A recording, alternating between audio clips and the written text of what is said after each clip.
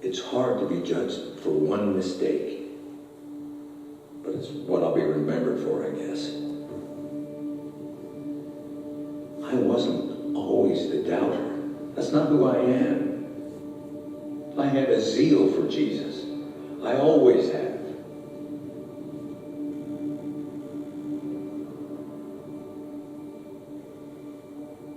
When Lazarus died, no one wanted to return to Bethany with Jesus. The atmosphere there was volatile, dangerous. Jesus said he'd show us his glory. I assumed we'd all die there. Still, I'm the one who said, let's go. But then came this room. That night.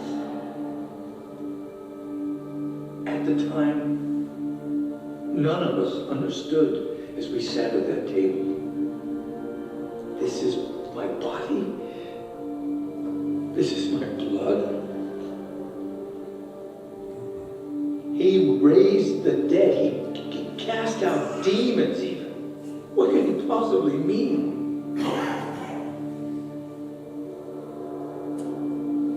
I didn't doubt it when they told me he was dead. But how can you not doubt someone coming back to life? Some didn't doubt. But for me, it was harder. Maybe it was just that I didn't want to be disappointed. Many came after me who believed without seeing what I saw. Jesus called them blessed.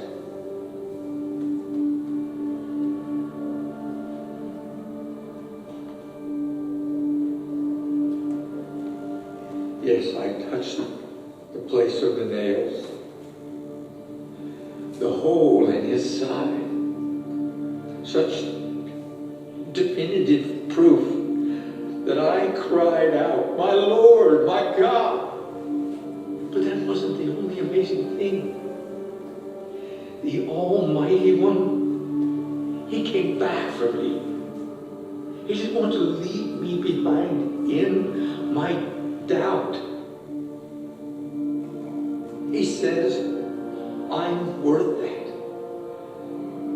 And I'll follow him anywhere for the rest of my life. I think the story of Thomas, I think it's kind of been, the focus has been wrong since we've told it. We've all heard the term doubting Thomas before, and Thomas kind of gets that bad rap because he didn't believe when the disciples told him that Jesus had come back to life, and we kind of put the focus on Thomas. How would he doubt and all that kind of stuff? When I think, like this video shows us, the focus instead should be on Jesus. And what Jesus' response was to the disciples first, and then what Jesus' response was to Thomas, to his doubts. So do we ever doubt? I know I doubt once in a while. I doubt sometimes what Jesus is doing in this world, or what God is doing.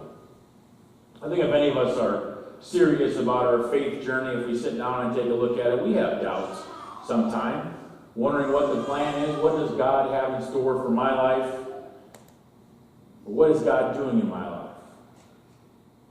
I think we all could say we've been doubters at times, and we'll probably be doubters once again, because we're not perfect. And like I was telling the kids during the children's sermon, we don't necessarily have proof of Jesus. Jesus at least hasn't shown up to me and said, "Here, touch my wounds, touch my side." But yet we see activities of Jesus around us. Think about those disciples. If you imagine the state of mind that they were in, their leader had been killed. They were in a room in Jerusalem, locked away, I'm sure, in fear, because they probably figured they were next.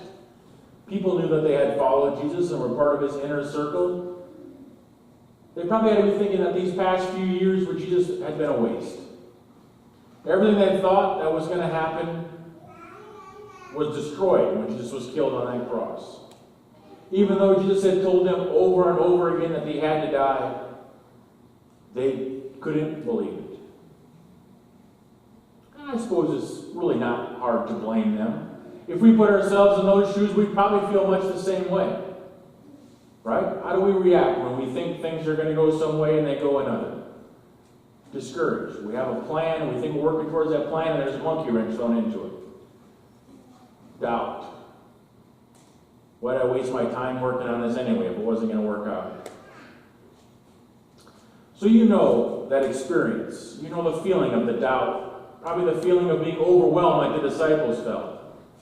Sometimes it's easy to feel overwhelmed by a huge complexity of a problem, or overwhelmed because we can't figure out a solution to an issue, or just overwhelmed because I've got to face another day again.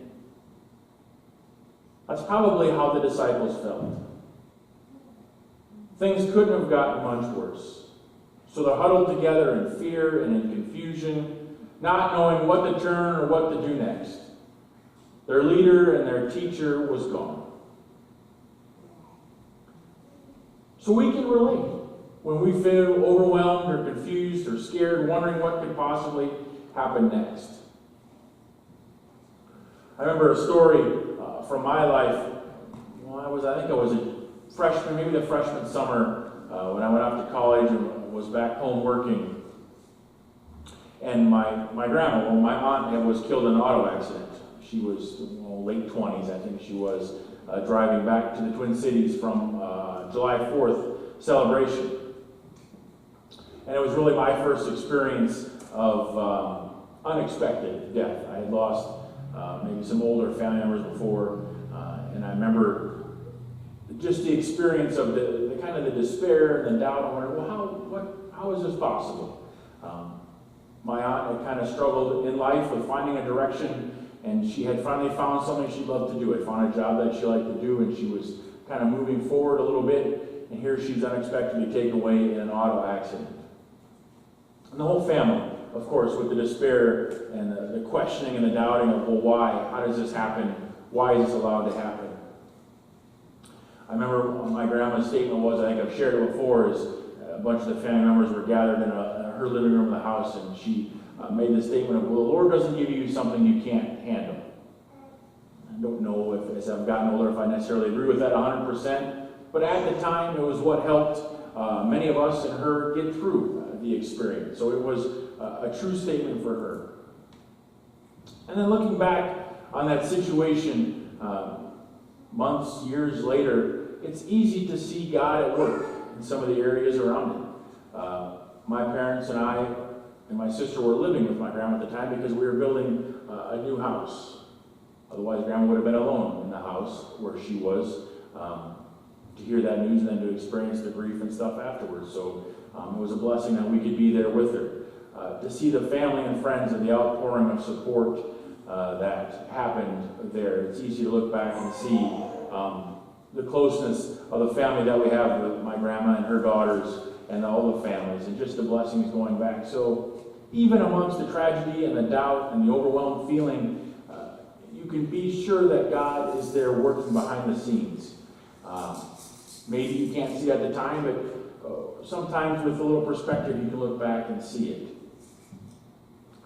So the disciples, overwhelmed, doubting, despair, sitting in an upper room, all their hopes seem to have been dashed. And here comes this woman talking nonsense. Because that's what women do. That's what the disciples believed that women did back then. You can't believe a woman, even though Jesus had proven that wrong time after time with some of women being some of his closest advisors and disciples, but still. Martha and Mary come back saying, Jesus isn't in the tomb. And they don't believe him. Only two of them go out running to take a look. And in some gospel messages, they leave the tomb without saying anything. So they get the message that Jesus is alive. The disciples are no better than Thomas, right? They don't believe. They want proof. I spend time with the confirmation class. We go through some of the familiar stories of the Bible. And I always ask them, what does the refrain, what is a lot of the common themes in those stories? And one of them is God uses characters.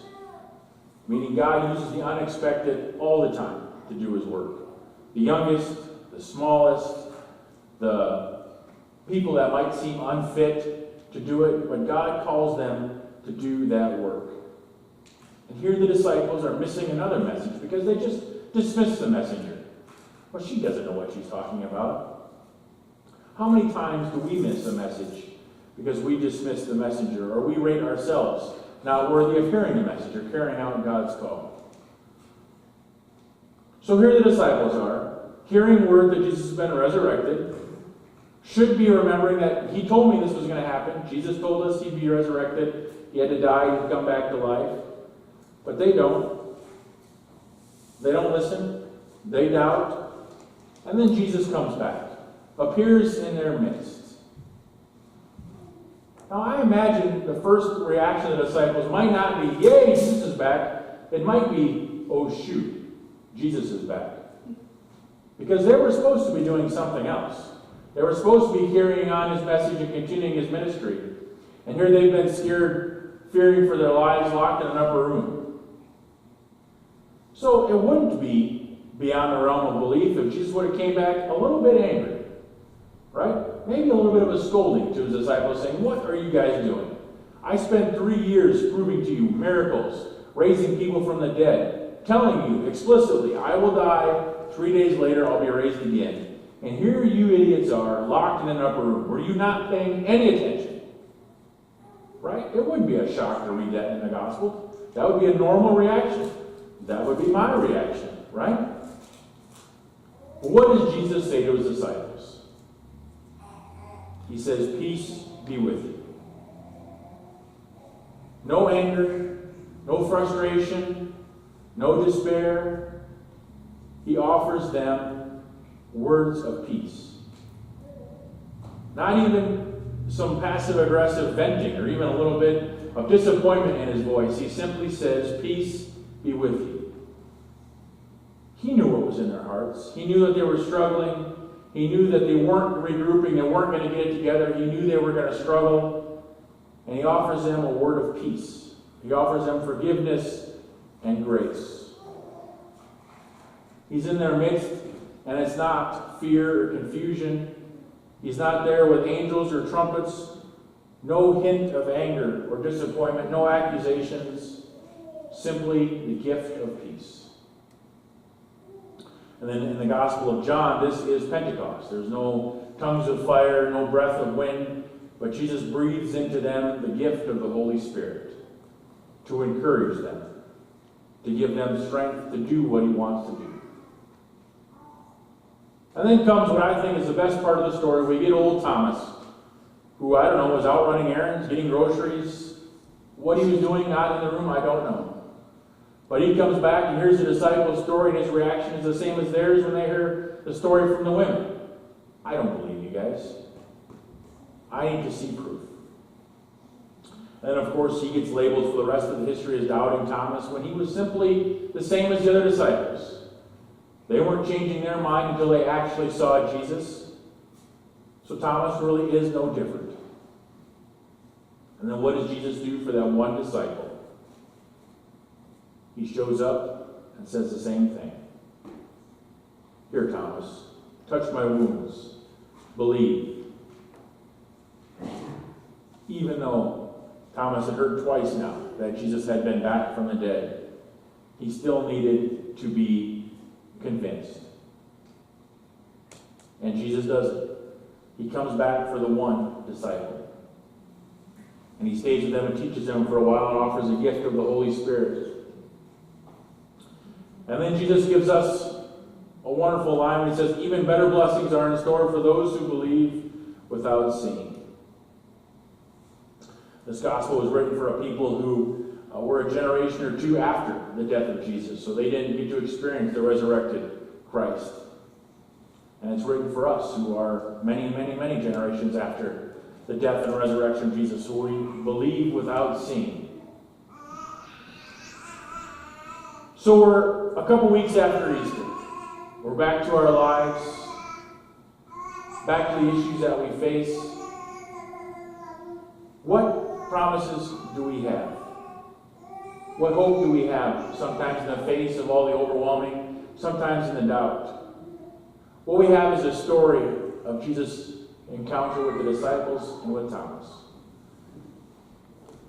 We have this promise that Jesus will come. Jesus will be with us with the Spirit. And he won't come back.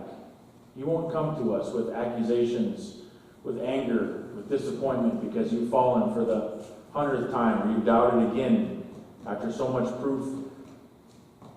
He comes back with a gift of the Spirit and a gift of peace. And isn't that what we expect as a community of faith and as a church? We're to come hear that word, that promise that God gave so many years ago and that God still gives today. When we have that feeling of being overwhelmed, or when we have that sense that we've disappointed Jesus once again, or we have that doubt or that question and we wonder what's happening, that we can know that Jesus will come. And that Jesus' response will be, peace be with you. And he'll say, here's the gift of my Spirit to get up and try again. So whatever we hunger for, whatever need we have in our souls, God calls us back to the table. Feeds us. Sends us back out with love and grace over and over again. It's our job to accept that and to believe that we are worthy of God's love. And that God will never come with the rebuke and the anger.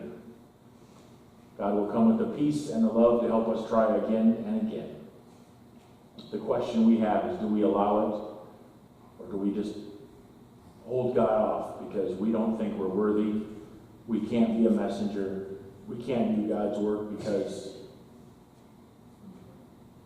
well, like we learned in confirmation, God doesn't call the equipped. God equips the called. And we're all called to love and serve God. Amen.